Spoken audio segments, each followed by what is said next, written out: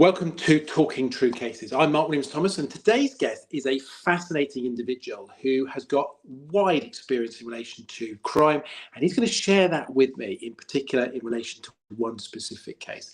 And that individual is Michael Hallowes, a former Scotland Yard detective. And we're going to talk about the biggest gun running investigation. But before I do that, I want to briefly discuss two cases which have really interested me. And that is, this week, there was coverage of a tragic murder-suicide in Scotland. Miss Mariel Sturlock, 35, was found dead at a home in Glasgow. She was 29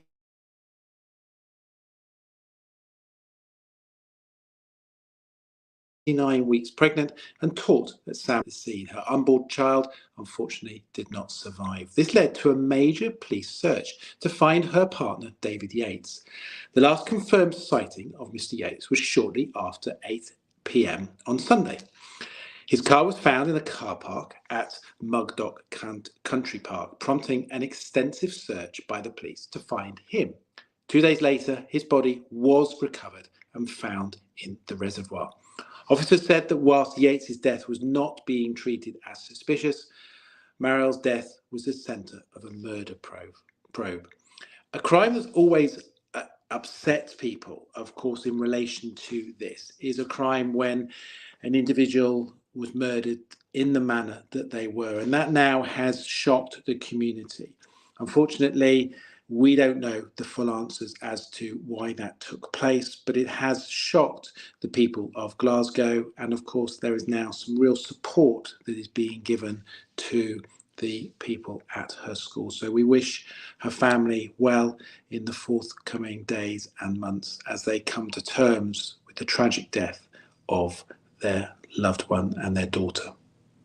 Let me move to another case. There is a case that often causes so much anger in the public, and that is not the abuse of children, not the abuse of the elderly, but interestingly, the abuse of animals. Whenever there's a case in the public and people look at that, and there is also always this real anger that people have when a animal is hurt, and particularly, of course, when it's done deliberately. And the true facts to what I'm about to tell you probably make it more worse, because this case involves the assault, the brutal assault of a dog by a serving police officer. Greater Manchester Police Sergeant Martin Dunn worked in its Specialist Operation Branch, and in March 2021 he was filmed repeatedly punching a puppy as it had gone to the toilet in his house. You can see here from the video that he walks outside, he then grabs hold of the dog and he punches that dog. And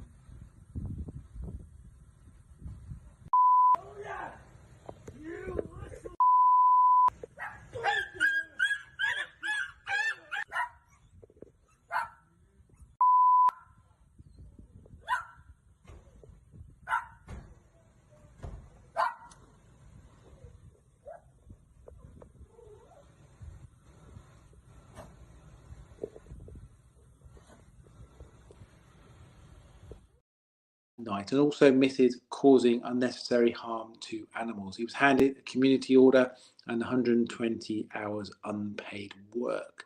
Dunn then faced a hearing with his police force, and as a result of that, he has now been sacked by Greater Manchester Police.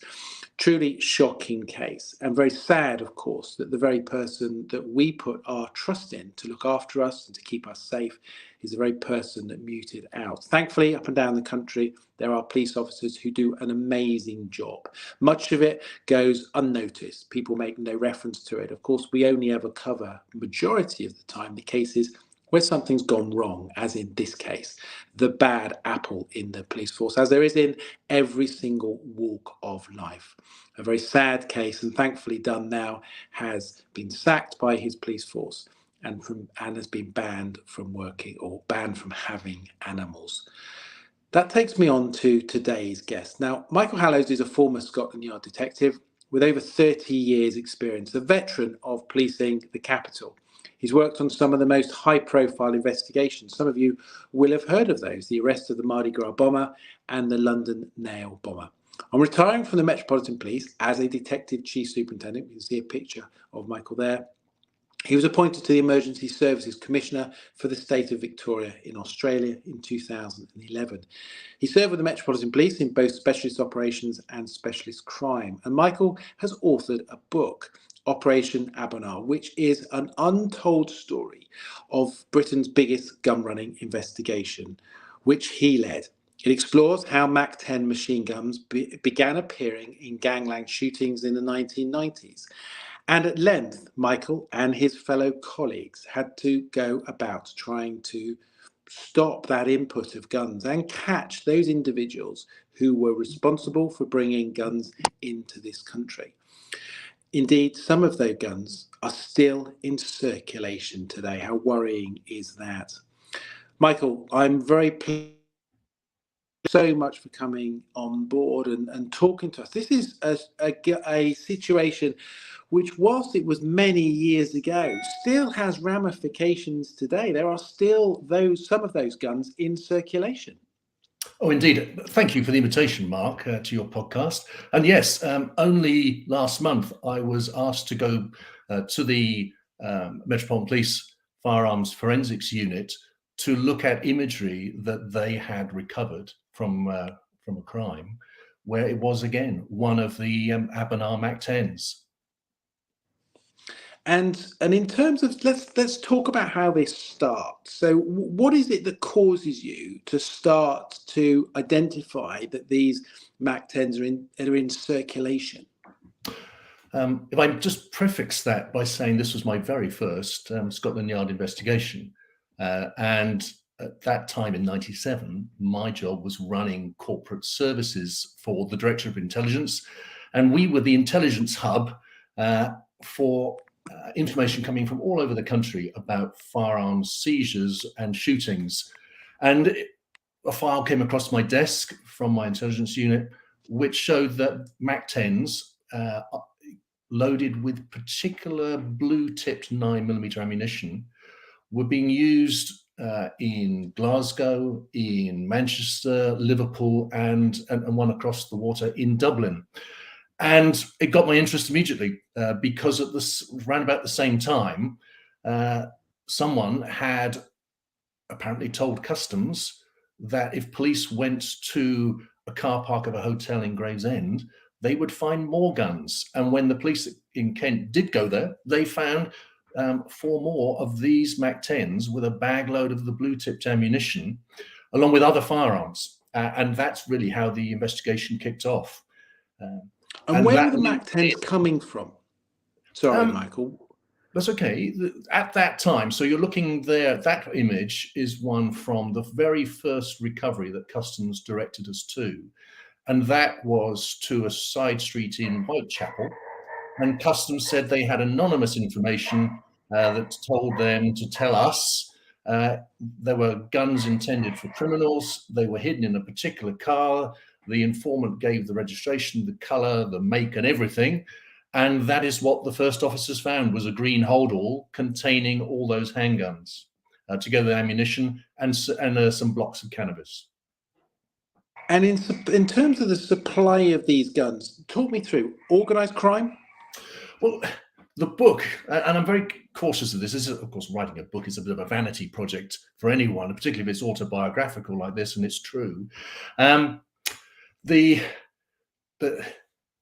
As you'll find in the book, it's actually all part of an elaborate scam on this side. So running parallel to that, there are other guns that are not intended for the scam that are being supplied by the same armourer, and they are going into the hands of organised criminals who are using them in various gang feuds up and down the country. An organised crime linked to drugs, linked to money? What's the path of this? The people involved in wanting the guns were definitely involved in the wholesale supply of controlled drugs, both amphetamines and heroin. the armourer just was in it for the money. And where do they originate from? And was this a circulation that was occurring in other countries, or was it particularly UK focused? This was very UK focused. As you'll find in the book, if you go to the back pages, you'll see some photographs. Some of the guns were turning up wrapped in Hessian mutton cloth, which is used in engineering as a hand wipe, a hand towel. But it was made in Albania, and both the wrappings and the frames of the guns had been marked in Cyrillic writing, which suggested that they had been smuggled into the country. But this was very much a homegrown operation, criminal enterprise. And in terms of the guns themselves, I mean, were you able to establish just how many crimes they were involved in? I mean, were they involved in murders? They're certainly involved in the murder of Devon Dawson, who was shot outside a pub in Cold Harbour Lane, Brixton. We know that for certain. We know that since the investigation in 2003, one was used but not recovered in the murder in Birmingham of what is colloquially known as the Shakespeare sisters. So, and these are submachine guns. Am I right in saying these are submachine guns? Yeah, they're submachine guns. They're a horrendous weapon. That they were designed initially for use by special forces in the United States during the Vietnam War. And they have been copied by multiple people. And these ones were British-made copies. Made by what were they trading as value-wise? It depends. Anything from £1,000 upwards. The armourer was supplying them with a threaded barrel that could take a silencer and different size magazine clips, everything from 20 to 30 round clips. And this gun can shoot off a complete magazine of 30 in under 2 seconds. It's 1,200 rounds a minute. So you only have to touch the trigger. Only have to touch the trigger, and it goes. And it's such a shock when you touch the trigger that it probably takes you a full second to realize you fire between 10 and 15 rounds. I mean, that's scary. I mean, to have those types of guns circulating for criminals. And did you find? I mean, one of the issues with London in particular, and it is prevalent in other major cities, is black on black, and obviously Operation Trident set up to target that. And there's a lot of fighting within themselves. Was that where a lot of these guns were going? Was it going on into gang feuds? It was very much. And in fact, in the book, I talk about a particular shooting in Brockley Park, which was exactly that. There was a business transaction between drug suppliers and drug buyers, which went horribly wrong. And a MAC-10 from this investigation that we can link back to the armourer was used with very lethal effect. But unfortunately, we didn't recover the gun. But we know it was one of the MAC-10s because it has a very distinctive breech bolt that when that strikes the bullet and rams it into the barrel and it fires, the mark from that breech bolt is totally unique. It's quite an interesting mark. So we know from the bullet shell casings recovered that it was one of these Abonar MAC-10s, but we've never recovered that particular gun. I want to talk in a minute in relation to the key individuals involved, and I know you've got to be a bit cautious in terms of that. But before that, in terms of the guns that were coming into this country, how many do you think came in? Well, it's interesting because they came in quite legitimately. And what you're looking at there is the second recovery that was made as part of the customs information. And that one was from the Wicks car park in Plaistow. So all of those guns actually had come into the country quite lawfully. They had been bought on the military surplus market. And then they had been lost, siphoned off, and had all their serial numbers obliterated. in the hope that we could not trace where they came from. But the criminal armourer, we know that he handled somewhere in the region of 600 handguns, and he had been responsible for manufacturing at least 100 Mac-10s. The photograph you've shown before is of the 60 that we stopped him from actually putting onto the market. Yeah, so that was from his workshop. So that's just one of the crates that contained in total more than 60 of these Mac-10 machine guns being prepared for the market. Legitimately bought guns, doctored to make sure that their identity is unretrievable, and then flooded into the UK market knowing that it's going into organised crime. Is that fair? Oh, yes, absolutely. Absolutely. So you can understand from my point of view as a newly appointed detective inspector, with all this information and knowing the consequences were absolutely horrendous. And with police officers in Manchester, I mean, the book opens with what actually happened in Manchester, where patrolling officers were fired at with a full magazine, 29 rounds, and thank God they weren't hit. But and to talk me through that's scary. How did that come about? What was that operation? It was in Moss Side. It was at a time in '97 when there were gang feuds and there were shootings. And a member of the public observed these youths outside her property and decided to call the police and say, this isn't right. And as the officers turned into the street, they spotted the youths wearing anoraks with hoods, hiding their faces. They parked their car with the headlights on full beam, so these men are illuminated. And as they step forward, they speak on the radio, which gives it away that the silhouettes are actually police officers and not just residents. And all hell is let loose when one of the youths takes a Mac-10 from under his coat and fires directly at the officers. But knowing they were officers? Absolutely knew they were officers. And because the gun fires at such a high rate, if you're not used to that, it will go all over the place. Yeah. And that's what happened, thankfully.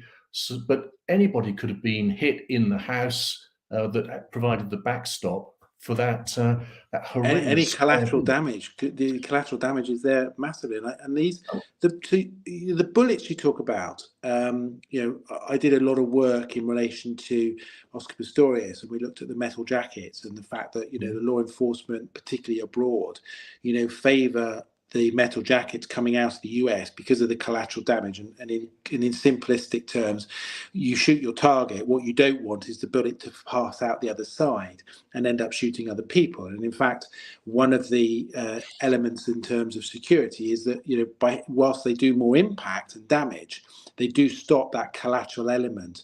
But in relation to the bullets you were dealing, what were they? There were two types of 9mm made by Israeli military industry. One has an ordinary copper jacket. The second has the same, but it has a painted blue tip. The painted blue tip indicates it's subsonic. So it is to be used pretty well as an assassin weapon with a silencer, so that the combination of the subsonic ammunition with the suppressor, the sound moderator or silencer, whatever you want to call it, is that you won't hear it coming. And so in the criminal world, that's just ideal for the sort of drive-by shooting that happened down in Brixton, and was also why it became highly desirable to a man called Paul Ferris from Glasgow, who ordered 3 of them and was, I'm glad to say, stopped in a combined operation involving MI5, Strathclyde Police, and the then South East Regional Crime Squad. So I don't want to pick up on him, but just before that, dealing with the bullets again. So I'm not that familiar with some machine guns, but my understanding, and I suppose in this simplistic term, is machine guns don't tend to come with a silencer on it. With a silencer fitted to a machine gun with a bullet with the blue tip, that sounds absolutely lethal. Oh, absolutely. And what's also interesting with this is that the armourer was not only supplying Mac-10s, but a range of other firearms. In particular, would you go back to the photographs of the plasto seizure, where you've got the guns laid out with the holdall in there, at the bottom of the center is a silver pistol. That's a MAB, and that MAB was supplied with a silencer and 7.65 millimeter ammunition, and was actually being carried by a man called John Ackerman, and he had been given that gun, or bought that gun, from our armourer. And then Paul Ferris, he sent a man down to London to buy a Czech-made CZ pistol, again, where the armourer had supplied it with a screw-on barrel and a silencer. So we're getting into an interesting dynamic where guns that were originally designed for assassination, covert operations, military law enforcement operations, are suddenly being used by organized crime with the intention of being silent in their deadly deeds. Shocking, really. Talk me through that operation. So MI5, Strathclyde, and obviously yourselves. That's a coordinated operation. How risky was that? Did you get this? I mean, the fear, of course, is that they turn the guns on you. And were there times you had to let operations run in order to find out more or get the guns? It's interesting you say that, because you'll find in the book, and I'm conscious of not doing too many spoilers in the yes, absolutely. Podcast, but the arrest of Paul Ferris collided with my own investigation. So I had absolutely no involvement in Paul Ferris's arrest, despite what one of the Scottish newspapers wrote recently.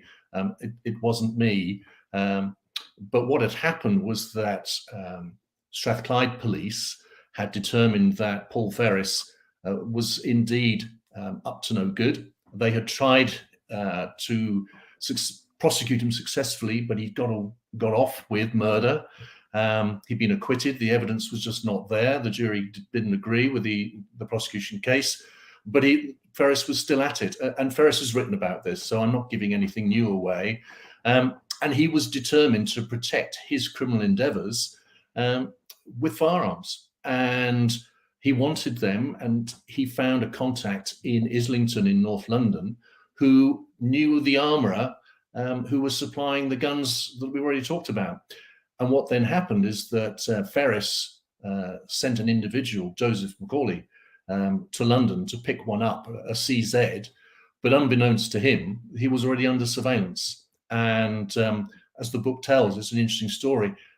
MI5 followed him to make the purchase in Islington, all the way from Glasgow, followed him to King's Cross and on the train back to Glasgow, where he was befriended in the bar and bought drinks to the point where the shadowy side of his personality came out under the influence of alcohol, and he became quite punchy. The guard on the train was so suspicious of what the man was likely to do that he phoned ahead to British Transport Police, who boarded the train at Preston and arrested him, whereupon they found the pistol, ammunition and silencer. And his drinking buddies then went back to MI5 HQ at Thames House to brief their colleagues of what they'd done, which in turn caused Ferris to get so angry, not realizing it was MI5 who'd duped his courier, that he decided he would get on the train himself and come to London and buy the guns him personally, which was all part of the long-term plan of Strathclyde Police and MI5. And it was only then, as part of the huge surveillance operation, that they brought in the London end with the South East Regional Crime Squad.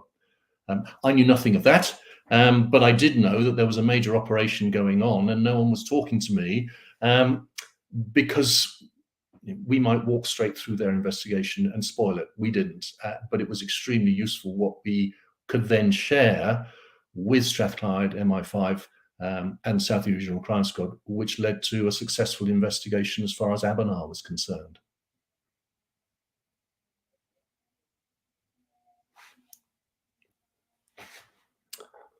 Sorry, Mark, I've lost you. I've got no sound.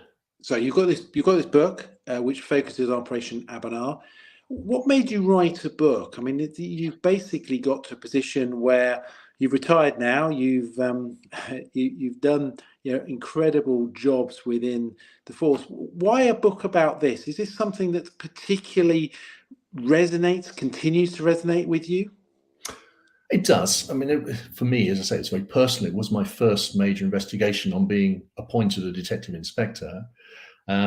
It's very pertinent because even today, when the laboratory asked me to come and look at what they had, it's very clear that it still continues. There is an awful legacy that the armourer carried through. It's also a fascinating story. The basic premise that you've got customs officers being duped by people who want to be released from prison, and customs officers then going to the Home Office to convince the Home Secretary to release them, and two indeed were released. I mean, it's an extraordinary set of events that hasn't really been widely told. And then even though the two characters who I mentioned in the book, Hass and Bennett, were released 11 months into their 18-year sentences, they've been rearrested, but no one knew that publicly that there was a third criminal trying to do exactly the same trick on the then Home Secretary Michael Howard. So that's all new information, as well as the whole story of what was going on and what the legacy is from that even today. And in terms of the book, so this is a book that how did that come about? People find it quite interesting. You know, you're a police officer and you decided, let's write a book. Was it something you came up with? Was it a publisher came to you? How did that come about? No, it was my idea. It was lockdown. And I'd always wanted to tell the story. I had, for years after it, had the benefit of having the knowledge from this to work on a number of international projects, one of which was at the United Nations, where I could use first-hand knowledge from this investigation and others from Scotland Yard. So I decided it was time to write it down. I've got two children who probably never knew what their father actually did. Yeah. So it's a bit of a revelation for them. It's a bit of a revelation for my mother too. So yeah, there's lots of reasons. But as I said, it's a vanity project writing a book, particularly one that's autobiographical. But it's also quite fun. It's very cathartic. And write. And hope that other people find the story fascinating. And if you're into true crime, I think this is one of those, I know it's one of those books that celebrates the art of good forensic analysis and excellent data analytics by some very talented people. And we don't often see that either in books or on the TV. We get the NCIS type things, but the capability in this book, a lot of it was pioneering, and I wanted to celebrate the fact that I had a team of fantastic pioneers who no one would ever know about. The unsung people, and I think there's an awful lot, detail. I'm a great details man, and I think it's great. You watch television and sometimes it's quite superficial, but it's great to get the detail. So there's one thing that comes out of the book, and that is there's one individual who is unnamed. There's one individual who you haven't named. Just talk me through that. I mean, are we going to find out who this person is soon? It's a very interesting question because the character in the book I call Fred Donovan. It is not his real name. There are enough signposts in the book for Fred Donovan to know that I'm talking about him, and he may well step forward. But that would have consequences because he's never been prosecuted. Whereas others have. So he's at large. He's at large. He's in the public. He's very much at large. He is a big character. And if you join up the dots, you'll know immediately who it is. And he's been in the papers very recently through family connections. So I haven't named him because I think he's got perhaps he's got previous spent time in jail. Oh, yes. Yes. The book makes it very clear.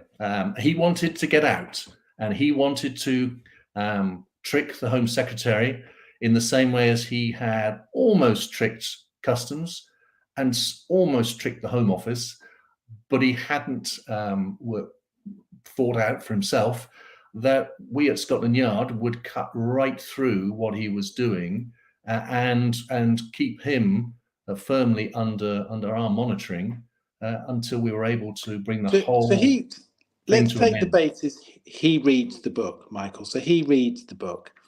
Will he be shocked at what you knew was going on, found out? Yeah, I think he will. If I tell you, he's tried to sue me. He has he? Right. He's tried to sue me and didn't stop until 2009. So he's very angry that he didn't get any benefit, and that's quite deliberate. Why should he? But he has definitely tried to sue me and 2 others for not getting any benefit from this investigation. He will find out now, probably for the first time, the evidence that I would have given if he had carried on all the way through the judicial process, and he almost certainly would have gone to prison as a result of it. And I'll just say that when you get the book and you look at the cover, there's a lot of symbology, like a Dan Brown novel, that's in that cover. You've got the gun, which is absolutely critical. You've got the operation name in blood red, but it's been redacted. And you need to get to the end of the book to understand why that redaction is so important to the story. Well, listen, Michael, fascinating. This book is available through all book suppliers, Amazon and all the other local suppliers. Please go and buy it. I mean, what I find fascinating is, of course, these things happened so long ago, but there's still ramifications now. Those guns, some of those guns are still in circulation. And the work that you and the rest of your team did was instrumental in stopping some of those guns. Of course, you were never able to stop them all, and some of those sadly are still in circulation. And I take my hat off to you, the boldness to, whilst you haven't named him, it's very clear to him. It was very clear to him, and it was very clear to those other people involved in this who you are talking about. And I think that's a bold step, and I credit you for taking that stance. And I think the work that you have done is fantastic. The rest of your team to be able to take these things on at risk. So well done. Thank you so much. Well, you're very kind to say that. I did have a great team, and there are a lot of people who are outside of policing who really helped us pioneer some processes that others might think, wow, that's an invasion of privacy. But the lawful processing of communications data was something that we really started to pioneer in this investigation. And I take my hat off to the people in the British telecoms industry, both the landline BT as well as our mobile phone operators, who did a fantastic job, really fantastic job in using this as an opportunity to crack an organized crime gang that thought they'd been so clever in anonymizing their ways of communicating. And I want to celebrate, and I hope people will buy the book and get a thrill out of those capabilities that policing and good process brings to catching bad guys. Brilliant. Listen, fantastic. One of our listeners has asked for the cost of the book. How much is the book cost? It's 466 pages with photographs, unfortunately black and white. I did submit them in color. So it's a big book. It's in paperback. In fact, I've got one here. So it's a thick book. Its recommended retail price is $18.99, but I've seen it this morning because I've had to buy it for a friend who's coming over from Australia, where it's over $40. It's cost me £21 this morning, but the price has fluctuated on Amazon. You can, of course, get it on Kindle for about, I think, $5.99 as an ebook. Brilliant. Michael, listen, thank you so much. Please do go and buy the book. I think there's a real value. If you are a true crime fan, this sounds to me to be absolutely the book to buy. And the great thing is, of course, is that it'll leave you, from the beginning to the end, wanting more, wanting to find out more information. And I think actually, if we watch this space, Michael, and I know you can't talk too much about what's coming up in the future, but we may see it on the big screen. You may indeed. Yes, watch this space. Yeah.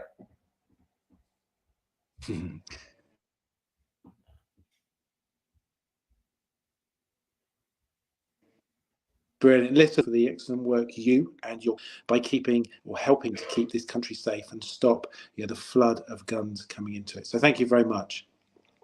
Well, Thank that you, was Mark. Michael. Michael has got an incredible background, and thank you, Michael. Michael's background is fascinating. This is a man who, with his colleagues, put his life at risk. And I don't say that in a throwaway comment. He talked about Lost Side and the officers turning up and being confronted by a gang on the ground. And whenever you go after criminals particularly who are gun runners, or those criminals who are using guns within their criminal day-to-day life, that means that they are putting themselves at risk. Putting themselves at risk, not just in relation to obviously meeting and engaging with them. We heard how MI5 set up a very, very good sting going undercover, but also in relation to this just sheer flooding of guns into this community. And the sad reality is that those guns are still in supply, some of those, but there are many that aren't, because of the thankful and the dedicated work of Michael and the rest of the team. Well, thank you so much, Michael. Please do go and buy his book. Well, next week on Talking True Cases, we will be speaking with Professor Carl Chin, NBE, who is the renowned historian, author, and broadcaster. He's written numerous books, but we'll be speaking to him specifically about Peaky Blinders, the real story. Many of you know the name Peaky Blinders from the hit TV series. But what is the gang's true history, and what activities were they involved in? So join us live on Talking True Crimes on Thursday, the 11th of May at 1 p.m. to find out. And you never know, I might even dress up for the occasion. Thank you for joining us. Do take care and look after yourself.